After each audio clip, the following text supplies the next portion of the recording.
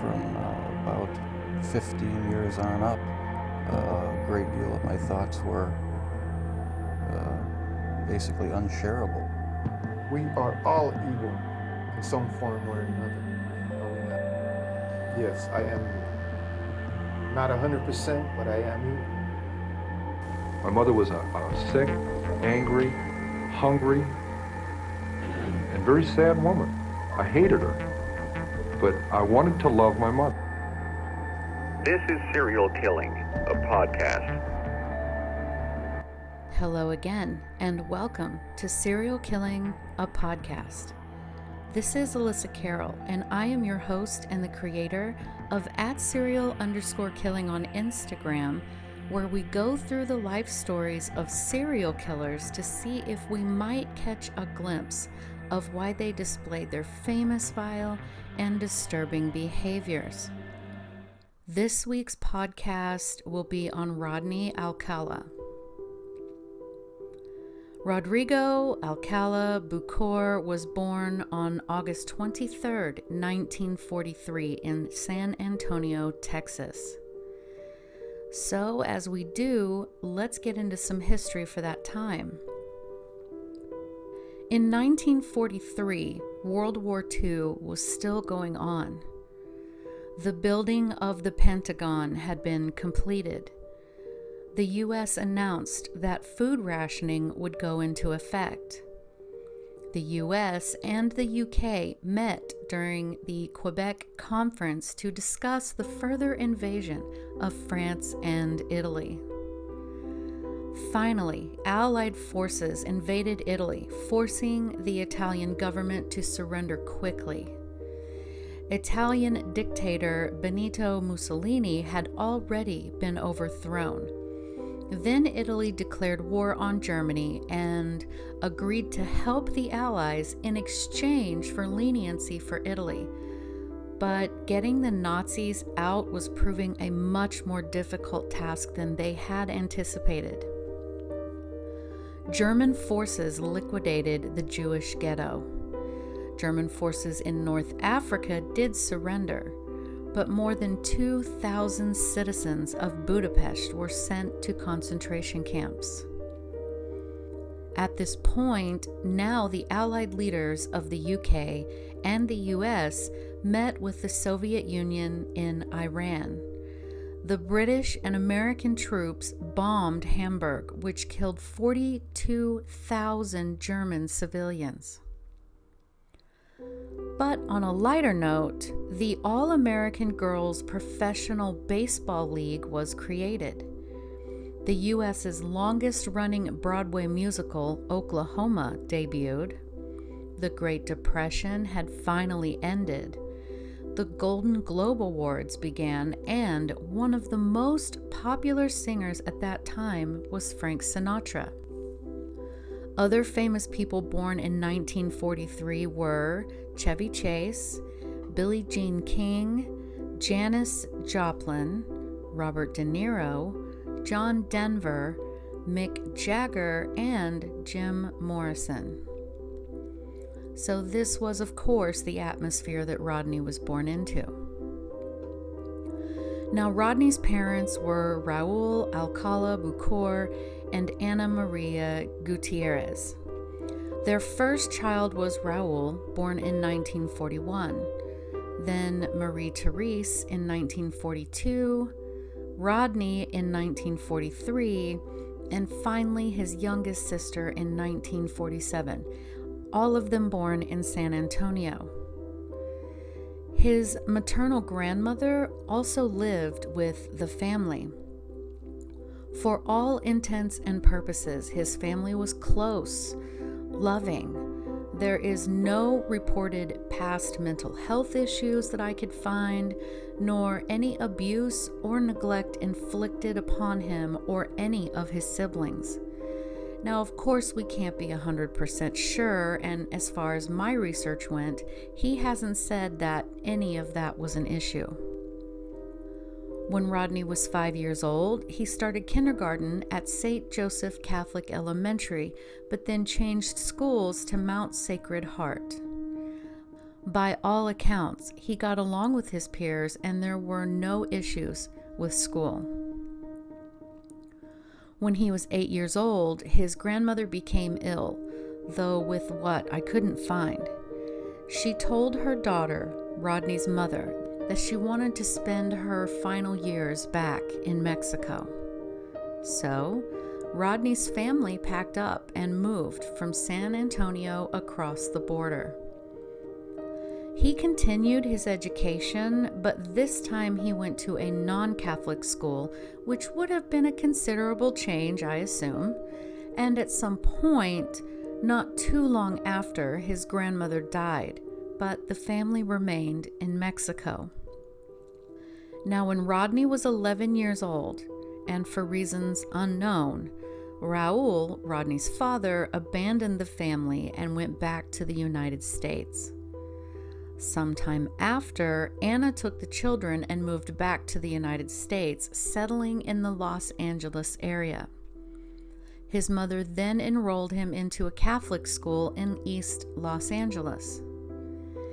He began his freshman year of high school at a private Catholic school.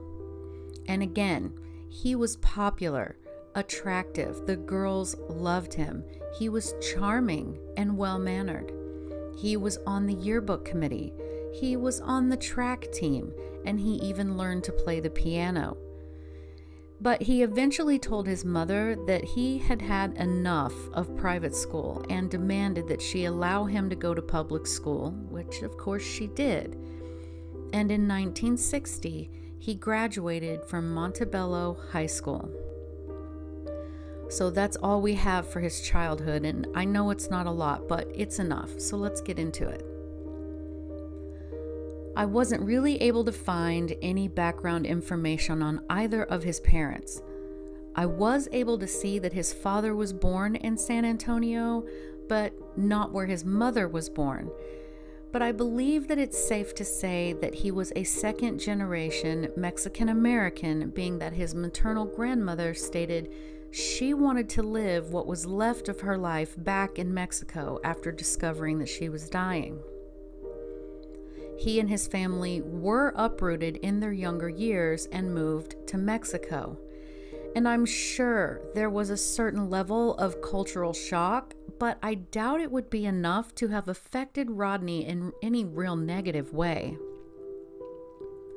His grandmother's passing would of course been difficult for the family, but again, there is no mention whatsoever that he was overly devastated or had any extreme reaction to this outside of what is normal. However, his father abandoning the family and how he felt about that was mentioned in one article. According to thelineup.com, quote, "There has been speculation that he had a number of emotional and trust issues caused by this abandonment," unquote. Rodney was 11 at the time, and I do believe this abandonment, coupled with his age at the time of the abandonment, is at least noteworthy. It is important. So, healthy human development requires physical and emotional care to be met. When these are not met, it can become really traumatic. A person who has experienced abandonment in childhood may be more likely to have long-term mental health issues. They tend to have more intense mood swings or anger later in life. It can make them prone to anxiety, depression, and codependence. But here's the part I want you to take from this. According to goodtherapy.org, abandonment issues are also linked to borderline personality disorder and attachment anxiety. This diagnosis comes into play later, so let's talk about it. Borderline personality disorder affects how you think and feel about yourself and others, which causes some issues with everyday functioning, such as self-image issues, having a hard time managing your emotions and behaviors, patterns in unstable relationships, intense fears of abandonment, instability. There are highly inappropriate levels of anger, impulsiveness, and super frequent mood swings. There could also be periods of rapid self-identity and self-image changes, shifts in goals and values, times of stress-related paranoia, and sometimes even losing contact with reality. Behavior can be risky and impulsive. So keep that in the back of your mind. Not long after his father left, his mother moved him and his siblings back to the United States and to Los Angeles. From there, we have no reports of bad behavior or inappropriate actions. He never tortured animals. He was not known to start fires. There was absolutely no mention of him wetting the bed at an inappropriate age. Now, of course, the McDonald triad has been proven to not really be statistically relevant anymore, but the behaviors are still nonetheless concerning, and he displayed none of them. In fact, he was very popular in high school. He was involved in school programs. His peers liked him. He was described as rather handsome and, again, charming. Now, we know that many serial killers display a level of charm, but I don't believe he stood out in any way as someone who was troubled or potentially dangerous. I saw no actions or patterns in behavior that would say this is why he became a serial killer. But of course, we don't have the in-depth, detailed, chronological information like we do other serial killers, so this is just a broad overview. So let's get back into it. After high school, Rodney entered into a program in North Carolina to become a paratrooper and signed up to join the U.S. Army, and after basic training, he served as a clerk. Now here's something interesting. The next year, his father passed away rather suddenly, and the entire family went to the funeral. So we have to assume that Rodney's mother and his siblings kept in contact with their father after he left. Regardless, after the funeral, he returned to his post. In 1963, when he was 20 years old, he showed up out of nowhere on his mother's doorstep, telling her that he had hitchhiked from Fort Bragg, North Carolina, nearly 3,000 miles back to Los Angeles. He had officially gone AWOL. And for those of you who might not know, AWOL is a military term meaning absent without leave. He did not have permission to abandon his post, as it were. It is documented that Rodney suffered a nervous breakdown. The military psychiatrist that saw him diagnosed him with antisocial personality disorder, and it was discovered later that he had been accused of sexual misconduct during his time in the Army. He would be diagnosed with other personality disorders later, but we'll get to that.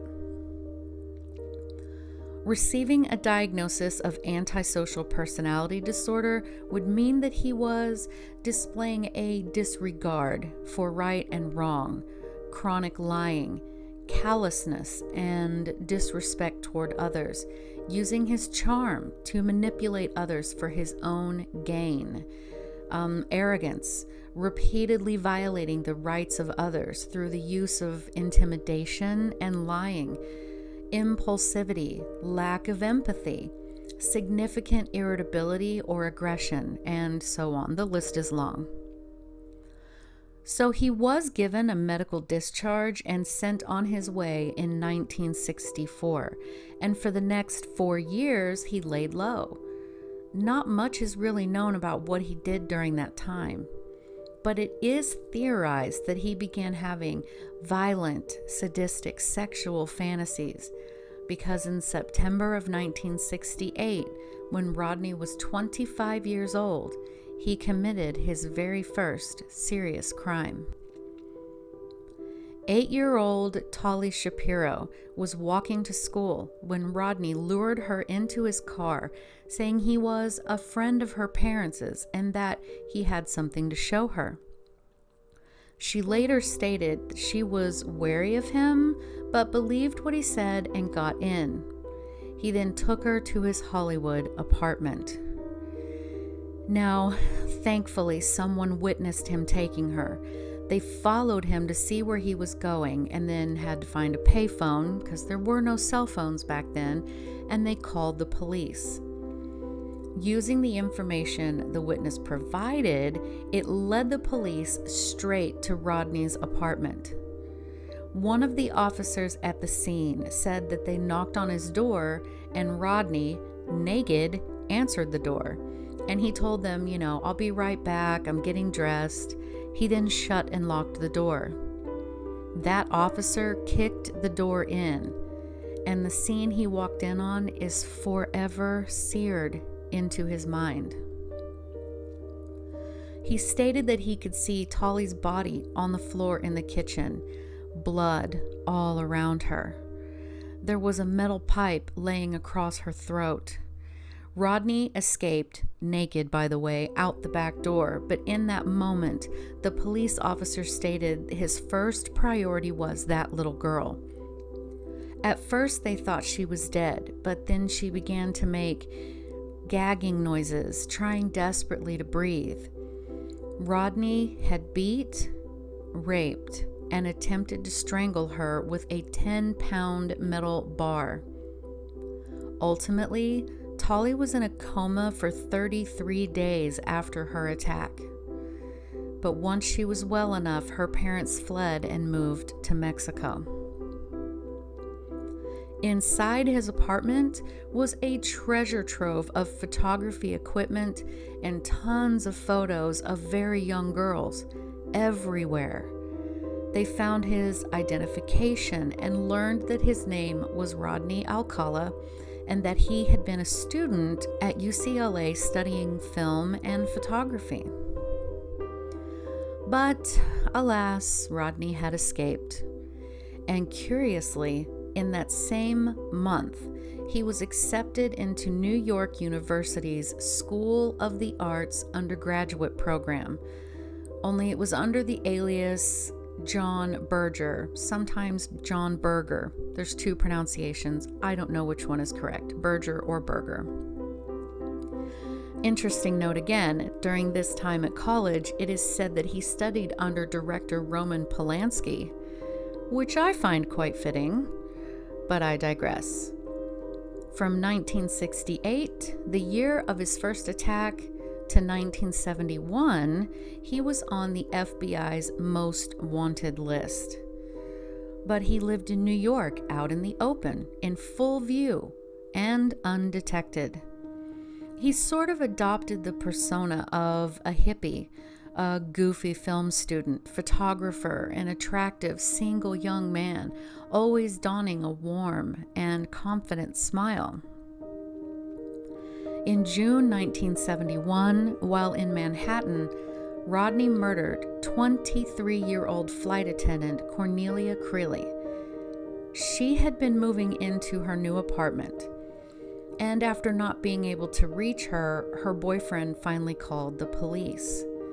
Once the police gained entry into her apartment, they found her body. She had been bound, some fabric shoved down into her throat. She had been stripped naked, strangled with her own pantyhose, and Rodney had also bitten one of her breasts. But during these times, there was no internet, there were no cell phones. They had no suspects, and the case went cold for nearly 40 years. During his summers on the East Coast, he was employed as a camp counselor at an all-girls summer drama camp in New Hampshire, and he also worked as a photographer.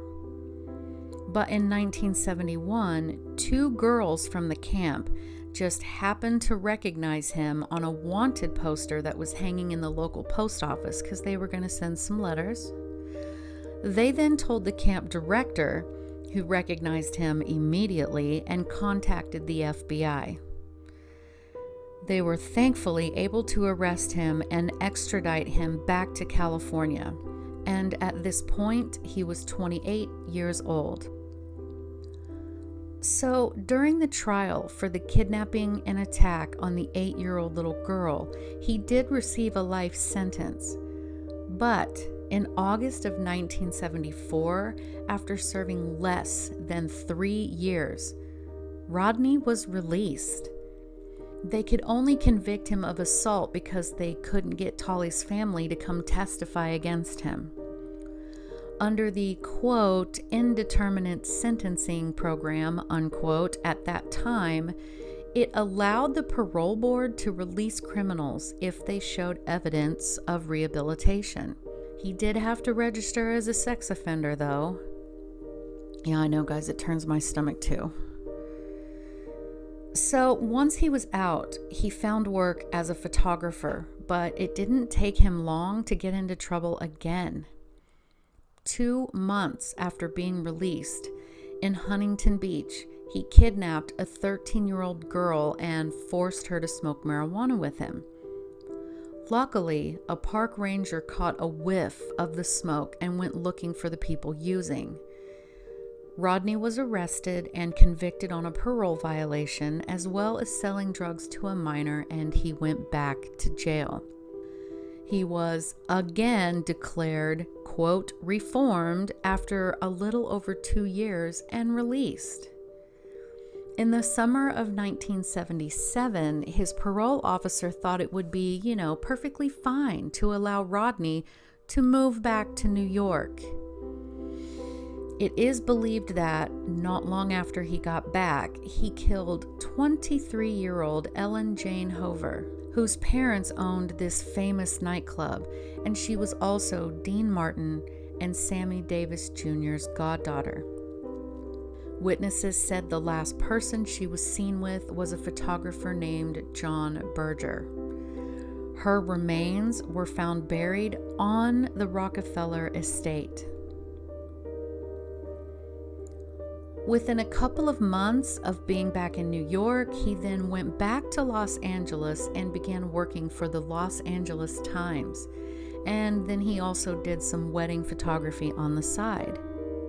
Oh, and side note, he was brought in for questioning during the Hillside Strangler case, but was dismissed as a possible suspect.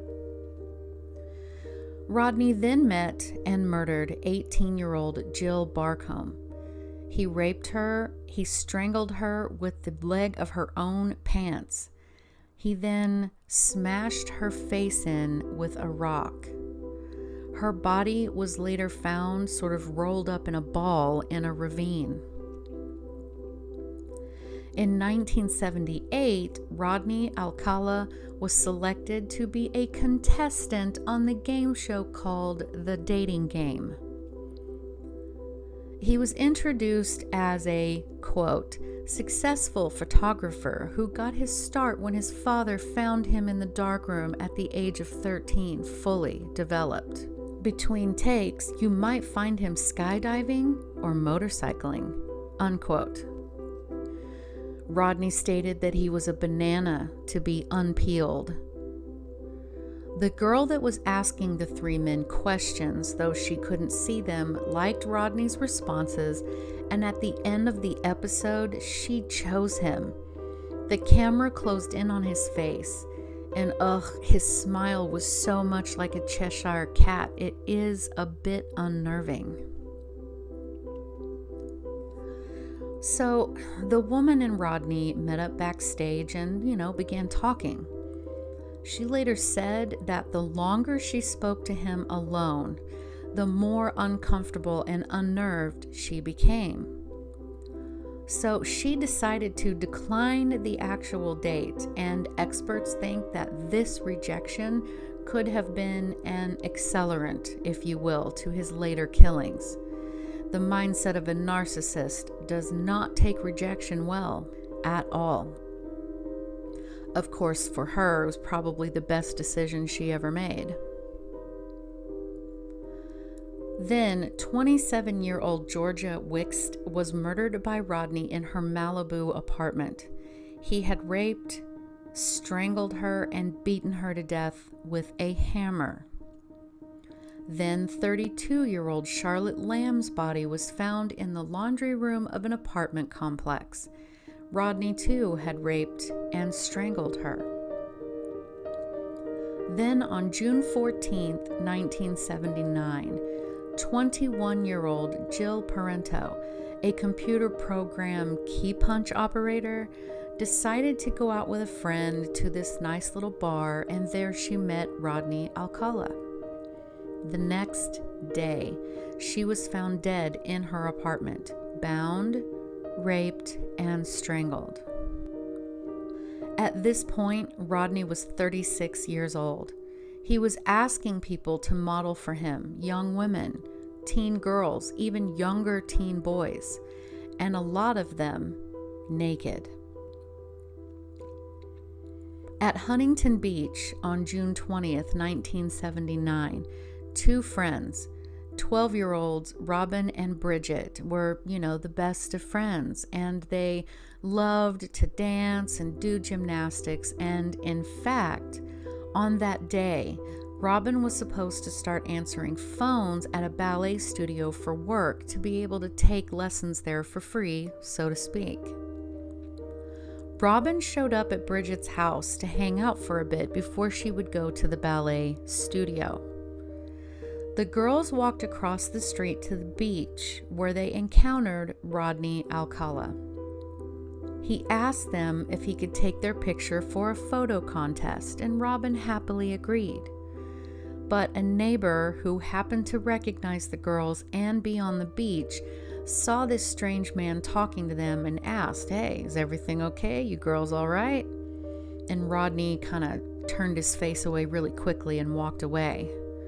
And the girls decided to leave the beach and go back to Bridget's house.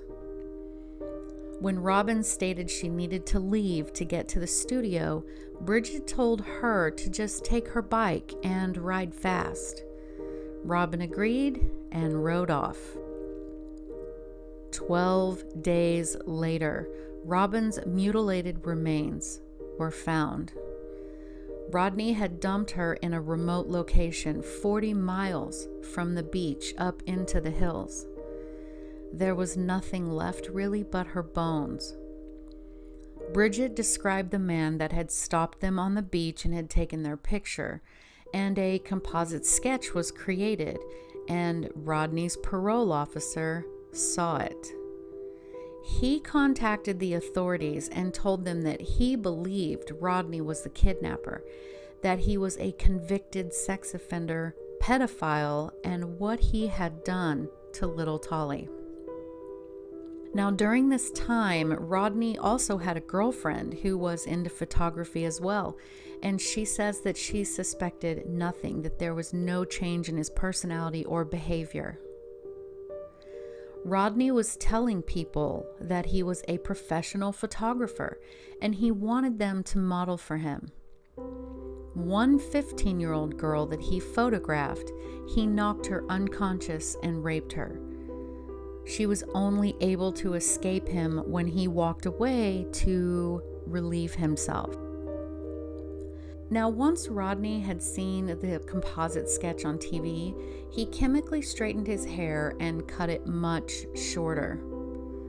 Not long after, he was officially named as a, quote, person of interest in 12-year-old Robin's case. They took photographs of people that resembled Rodney along with one of him specifically and showed them to witnesses who had seen him on the beach that day that Robin was taken, and every single witness pointed Rodney out. It was at this point that Rodney told his then girlfriend that he would like to pack up and possibly move to Dallas to, quote, broaden his career opportunities. And yet Rodney traveled to Seattle, Washington, and he rented a storage unit, filling it with his things, then returned to Los Angeles and told no one of his trip to Seattle. On July 24th, 1979, Rodney Alcala was arrested while living at his mother's house in Monterey Park. One of his sisters visited him in jail, and not realizing the conversation was being recorded, he asked his sister to clear out a locker that he had rented in Seattle. So of course the authorities are scrambling, and they searched the house and found the receipt for the storage locker, and they hurried to beat his sister there. Thankfully, they were successful.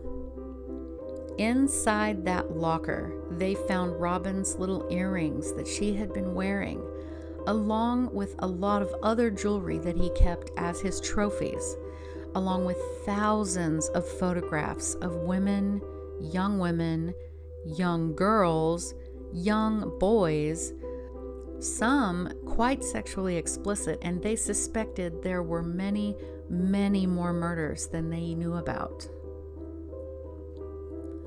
In June 1980, Rodney was sentenced to death for the murder of Robin, and then, you guys are not going to believe this, in 1984, the conviction was overturned on technicalities during the trial.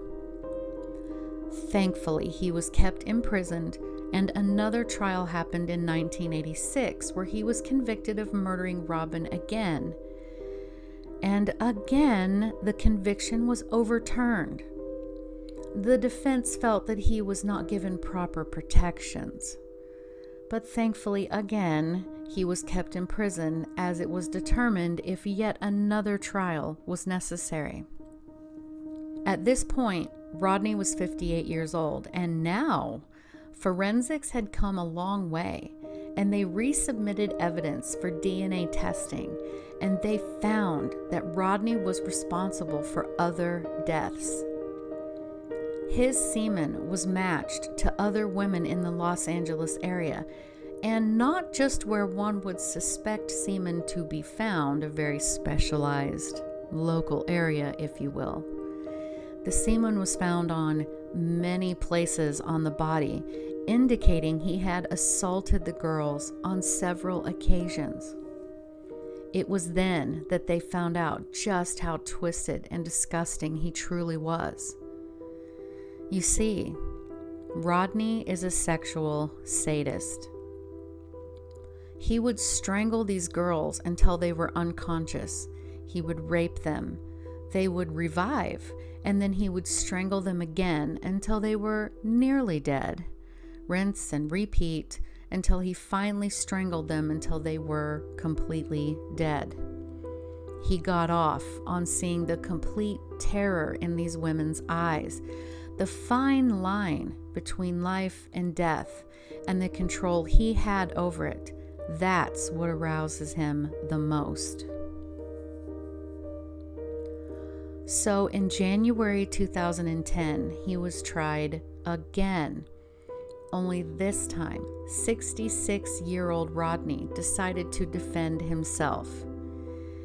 His first known victim, who is a grown woman, a mother, and a private chef, was able to take the stand against him. She says that Rodney apologized to her, but she didn't hear it. She didn't care. She stated he should have never been freed after her attack. He was, of course, unsuccessful in defending himself and was convicted again, and this time for additional murders that had been linked to him through the DNA. To this day, they are still trying to match photographs of people he took with missing persons cases, and there are several. It is strongly believed that he has killed far more than has ever been proven. Now, while in prison, he has been diagnosed with borderline personality disorder, malignant narcissistic personality disorder with psychopathy, and sexual sadism comorbidities. Thankfully, he is still on death row. So, folks, this case just makes me sick. You guys know I do my best to dig for any possible reason why these people could have done the things that they did. Genetics or inherited traits, possible head trauma, physical abuse as a child, anything. Other than the abandonment, there is nothing. In my own opinion, this man, what else can we say other than he was born evil? With the background information about him, I just don't see where he would have been conditioned through environment or anything to be this horrible man that he is.